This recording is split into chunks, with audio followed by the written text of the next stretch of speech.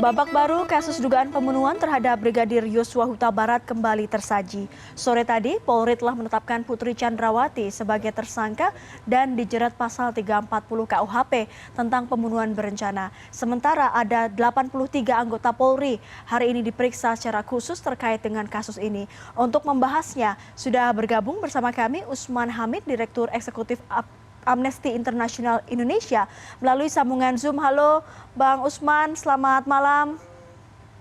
Selamat malam, Mbak Dea, apa kabar? Baik, apa kabar Bang Usman? Terima kasih sudah bergabung bersama kami. Baik, terima kasih.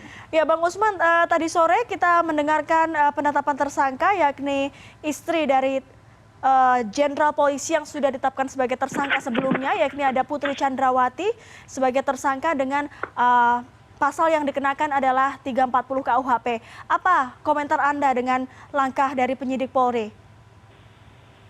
Ya, tentu kami mengapresiasi perkembangan terbaru dari hasil-hasil penyidikan di kepolisian, baik itu dengan adanya penetapan tersangka maupun perkembangan lainnya. Kami berharap bahwa penanganan kasus kematian Joshua ini dapat menjadi momentum yang sangat baik untuk memperkuat agenda-agenda reformasi kepolisian, terutama di dalam bidang akuntabilitas publik kepolisian dalam menangani kasus-kasus pelanggaran hukum, termasuk pembunuhan terhadap anggota kepolisian. Saya kira agenda reformasi kepolisian sangat membutuhkan para pihak dari mulai di masyarakat, lembaga-lembaga di dalam pemerintahan, termasuk juga lembaga-lembaga independen seperti Komnas HAM, Kompolnas, dan juga lembaga seperti Ombudsman, serta lembaga politik seperti Parlemen, khususnya DPR RI, dan lebih khusus lagi Komisi 3. Dengan adanya peran dari para pihak tersebut, maka saya percaya bahwa agenda-agenda reformasi kepolisian dapat berjalan lebih baik. Baik, Bang Usman, ini kan penetapan tersangka ini akhirnya ditetapkan cukup jauh ya dari tanggal kejadian, yaitu 8 Juli 2022. Dan ditetapkan baru sekitar 1 bulan lah begitu. Apa yang Anda lihat dari langkah Polri ini? Apakah memang begitu kuat arusnya di dalam Polri sendiri sehingga membuat prosesnya kalau boleh dibilang ini lama? Iya, betul sekali. Sejak awal sebenarnya masyarakat juga sangat mengerti, sangat mengikuti dan mengingatkan berkali-kali kepada kepolisian untuk tidak ragu-ragu. Namun tampaknya memang proses penyelidikan dan penyidikan di kepolisian berjalan lambat akibat dari beberapa faktor. Salah satu faktornya adalah kendala psikologis akibat dari misalnya jabatan, pangkat, dan juga posisi-posisi struktural di dalam hierarki kepolisian. Sebenarnya kepolisian adalah lembaga sipil, lembaga penegak hukum yang tidak boleh menerapkan hierarki sebagaimana di lembaga militer. Anggota-anggota kepolisian, apalagi mereka yang menjalankan fungsi-fungsi di tingkat penyidikan, memiliki hak diskresi, memiliki kewenangan diskresional yang tidak bisa diintervensi dari tingkat atas secara hierarkis. Namun demikian, sulit untuk disangkal bahwa keadaan-keadaan struktural di dalam kepolisian itu menimbulkan kendala psikologis. Misalnya, dalam hal ini tersangka utama perkara kematian Joshua, yaitu mantan Kadis Propam Ferdi Sambo, sekaligus juga mantan Kepala Satgas Khusus di Kepolisian, memiliki pengaruh yang sangat besar. Selain dari segi kepangkatan, juga dari segi jabatan sebagai Kepala Divisi Propam, sama halnya dengan pimpinan dari polisinya polisi.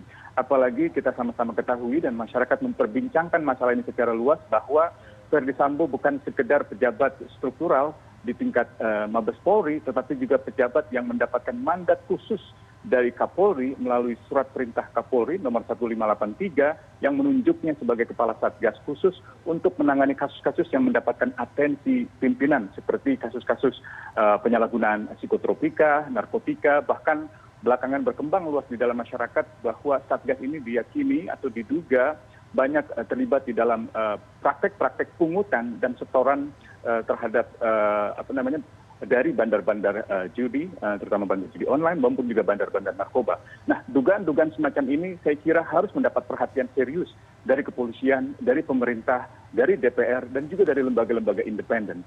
Kalau itu benar, maka itu betul-betul merusak citra kepolisian, merusak kewibawaan kepolisian, dan juga seluruh jajaran penegak hukum, bahkan kredibilitas dari negara dan pemerintah. Oleh karena itu, dugaan-dugaan yang berkembang di dalam masyarakat yang sekarang ini sudah juga diberitakan oleh media massa harus ditindaklanjuti dengan pengusutan yang tuntas, bukan sekedar pada kematian Brigadir Joshua, tetapi juga pada pembenahan kelembagaan di dalam kepolisian. Tidak boleh ada lagi praktek-praktek yang seperti itu jika itu memang benar, dan polisi saya kira harus membuka diri, parlemen, DPR juga harus berhasil mengusut perkara ini bersama dengan masyarakat, termasuk lembaga-lembaga independen seperti Komnas HAM, agar praktek-praktek yang menyimpang itu bisa dihilangkan atau setidak-tidaknya dikurangi secara signifikan dari kelembagaan kepolisian Republik Indonesia. Ya, Bang Usman, kita bicara jika hari ini, saya bertanya jika hari ini Anda bagaimana melihat gestur dari Polri merespon dugaan-dugaan yang berkembang di masyarakat seperti yang tadi Bang Usman sampaikan. Seperti apa Anda melihat gestur dari Polri? Masih terlihat enggan, masih terlihat ragu-ragu, masih terlihat seperti khawatir bahwa apabila dugaan-dugaan itu diusut lebih jauh, maka bisa menimbulkan semacam goncangan di dalam kepolisian. Nah, goncangan inilah yang saya kira harus diperhitungkan oleh pemerintah dan juga oleh DPR dengan segala antisipasi perombakan struktur kepolisian, pembenahan sumber daya manusia di kepolisian, pembenahan anggaran kepolisian, dan juga penguatan kembali akuntabilitas kepolisian kepada masyarakat, kepada lembaga politik parlemen, kepada pemerintah, kepada misalnya lembaga-lembaga independen. Dan hanya dengan cara itu, saya kira keengganan-keengganan semacam ini bisa kita perbaiki. Nah, saya melihat memang salah satu faktor yang paling mencolok adalah banyaknya para pihak yang terkait di dalam perkara kematian Joshua, baik itu yang terlibat di dalam pembunuhan Brigadir Joshua, yang mengusut kematian Brigadir Joshua, baik yang mengusut secara langsung maupun yang secara tidak langsung, bahkan sebagian besar merupakan bawahan dari tersangka utama Verdi Sambo di dalam satuan tugas khusus. Dan inilah yang bisa menjelaskan kenapa proses pengusutan yang tuntas itu seperti berjalan setengah hati. Dan ini yang saya kira harus dijawab oleh pimpinan kepolisian, oleh pemerintah, dan juga oleh DPR RI. Saya kira tidak boleh kita pura-pura tidak tahu atau menutup mata terhadap informasi yang sangat berkembang luas tentang praktek-praktek yang menyimpang dari satuan tugas khusus. Memang satuan tugas khusus ini telah dibubarkan dan tentu kita mengapresiasi keputusan itu. Tetapi pembubaran itu tidak bisa begitu saja melupakan apa yang sesungguhnya menjadi masalah struktural dari keberadaan Satgas khusus itu. Pembubaran harus dilanjutkan dengan pengusutan dan harus dilanjutkan dengan pertanggungjawaban politik, pertanggungjawaban hukum, pertanggungjawaban publik atas apa yang telah dilakukan oleh Satgas khusus selama ini. Secara normatif, keputusan tersebut sebenarnya menyalahi undang-undang, menyalahi prinsip pemolisian yang demokratis. Kenapa demikian? Karena tim Satgas khusus itu seperti bisa mengendalikan seluruh penyelidikan dan penyidikan atas perkara-perkara ilegal seperti misalnya penyalahgunaan narkotika, penyalahgunaan psikotropika, atau tindak pidana pencucian uang, sampai dengan tindak pidana korupsi dengan hanya berdasarkan pada adanya atensi pimpinan. Itu sebenarnya tidak boleh. Kepolisian hanya bisa bekerja berdasarkan hukum negara, berdasarkan kepentingan masyarakat, berdasarkan sumpah di kepolisian. Dan hanya itu yang bisa jadi dasar mengukur kenapa pembubaran Satgas itu tidak cukup berhenti di situ saja, melainkan harus ada pertanggungjawaban politik, pertanggungjawaban hukum, dan pertanggungjawaban publik. Kapolri sebagai pemberi perintah juga tidak bisa lepas dari tanggung jawabnya yang telah membentuk Satgas khusus tersebut dan menunjuk Verdi Sambo beserta sekitar 430-an anggota kepolisian dari mulai tingkat perwira tinggi, perwira menengah, sampai dengan Tamtama dan juga Bintara. Saya kira nama baik kepolisian dipertaruhkan, kredibilitas pemerintah dan DPR juga dipertaruhkan. Kalau perkara ini tidak dibongkar secara tuntas, saya kira praktek-praktek menyimpang itu akan terus berlanjut dan bukan hanya menimbulkan loyalitas ganda dari para petugas kepolisian yang seharusnya hanya setia pada hukum, setia pada kepentingan negara, kepentingan masyarakat, tetapi setia kepada pihak-pihak tertentu yang menjadi sumber-sumber pendapatan di luar anggaran-anggaran negara. Saya kira ini harus dibenahi dan tidak ada momentum yang lebih baik daripada momentum pengusutan kematian Brigadir Joshua. Berarti artinya momentum pengusutan dugaan pembunuhan terhadap Joshua ini menjadi pintu masuk karena beberapa waktu yang lalu juga kasus-kasus kontroversial di dalam tubuh Polri juga sempat membuat kita berpikir bahwa akan ada reformasi Polri.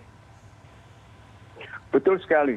Ada banyak kasus-kasus sebelumnya dan kasus kekerasan atau penganiayaan atasan terhadap bawahan bukanlah yang pertama kali, telah berkali-kali terjadi. Problem mendasar dari penelitian kami di Amnesty International terhadap kepolisian adalah lemahnya akuntabilitas kepolisian.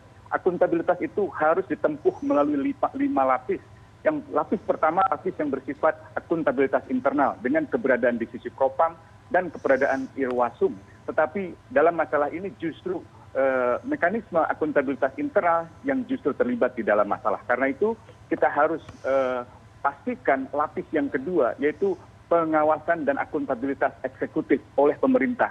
Kita beruntung dengan sikap-sikap kritis dan sikap-sikap yang terbuka dari Menko Polhukam, Profesor Mahfud MD, sehingga perkara ini tidak begitu mudah ditutup-tutupi pada awalnya. Dan yang ketiga adalah lapis akuntabilitas yang bersifat politik di DPR. Komisi 3 sebenarnya sangat kami harapkan dari awal mengambil peran pengawasan, juga peran kontrol politik, termasuk kontrol anggaran kepolisian. Komisi 3 paling bertanggung jawab untuk menambahkan anggaran-anggaran kepolisian selama ini dan harus memastikan ada akuntabilitasnya. Termasuk apabila ada anggaran-anggaran di luar anggaran negara yang menimbulkan loyalitas ganda di dalam kepolisian, bukan mengabdi pada negara, tetapi mengabdi pada kepentingan-kepentingan sempit segolongan tertentu atau kepentingan-kepentingan yang sifatnya materialistik. Yang keempat adalah lapis pengawasan dan akuntabilitas melalui lembaga-lembaga eksternal seperti misalnya Komisi Nasional Hak Asasi Manusia, termasuk saya kira semi-eksternal seperti Kompolnas, dan juga lembaga eksternal seperti Ombudsman Republik Indonesia. Dan yang kelima adalah lapis pengawasan dan akuntabilitas publik dari media massa dan juga lembaga-lembaga non-pemerintah. Kita beruntung juga media massa kita sangat mengawasi dari dekat perkara ini meskipun di awalnya mendapatkan tekanan, mendapatkan intimidasi, tapi hingga hari ini saya melihat efektivitas pengawasan media massa, efektivitas pengawasan lembaga masyarakat sipil di dalam mendorong keterbukaan kepolisian, di dalam mendorong pengusutan kematian Brigadir Joshua, dan yang jauh lebih mendasar lagi adalah memperbaiki kelembagaan kepolisian yang saat ini dalam pandangan saya berada pada titik nadir gitu. Masyarakat sudah begitu skeptis terhadap kepolisian. Kita sudah berkali-kali mendengar masyarakat merasa percuma lapor polisi karena proses penanganan hukum di kepolisian seringkali bukan berdasarkan fakta yang objektif, bukan berdasarkan kepentingan masyarakat, tapi berdasarkan fakta-fakta yang sifatnya subjektif. Bahkan dalam perkara kematian Joshua, kita melihat manipulasi fakta, penghilangan fakta, pengerusakan fakta, penghancuran fakta, pengelabuan masyarakat, pembohongan publik. Dan ini yang membuat saya kira para pihak, termasuk Presiden, sampai harus berkali-kali memberikan pernyataan itu. Masyarakat pun sampai harus berkali-kali memberi kritik yang keras. Bahkan saya menduga di dalam kepolisian juga mulai ada upaya-upaya untuk membuka perkara-perkara internal kepolisian, bukan untuk menjelek-jelekan kelembagaan, bukan untuk menjelekkan sejumlah orang tertentu, tapi untuk membangun keterbukaan dan memperbaiki kelembagaan kepolisian negara yang sama-sama kita cintai. Baik, membangun keterbukaan dan tadi juga Anda menyebut soal akuntabilitas, ini penting untuk bisa memperbaiki situasi di dalam Polri agar tetap dipercaya oleh masyarakat. Terima kasih Bang Usman Hamid, Direktur Eksekutif Amnesty International Indonesia sudah bergabung bersama kami pada malam hari ini. Terima kasih Dea, terima kasih.